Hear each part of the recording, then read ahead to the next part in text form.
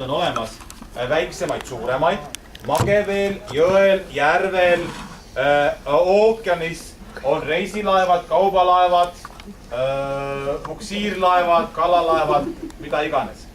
Et andke siis teistele teada, milline veesõiduvahend. Ahaa, veel nii palju vahetusest, nagu te mõtlete veel. Kõik need slaidid on teil olemas selle sama mälupulga, mis te terminaalis minu käest saite.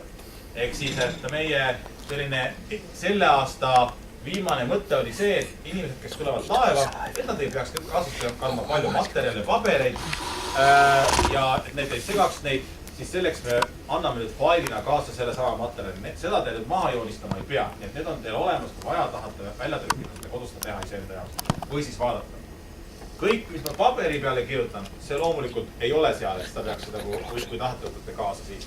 Et kui teil on mingeid ettepanekuid sellise õppematerjali levitamise kohta, siis olge head, andke mulle tagasi, et ma hea meelega viin selle meie büroosse ja annan selle teada, kuidas siis inimesed sellele reageerivad ja on.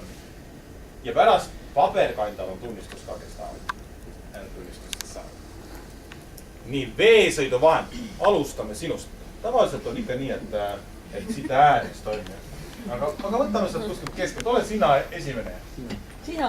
Sina või? Mina võiks öelda, et mul on ikka tunne, et ma olen nagu väikene käst pesukausis. Et hakkab juba loksutama. Käsn pesukausis. Väga hea laev. Lähme sinna edasi. Sinu kõrval. Ütle nimi ka teistele eest nimi siis. Aavo. Aavo. Ei, mina olen purjekas. Purjekas.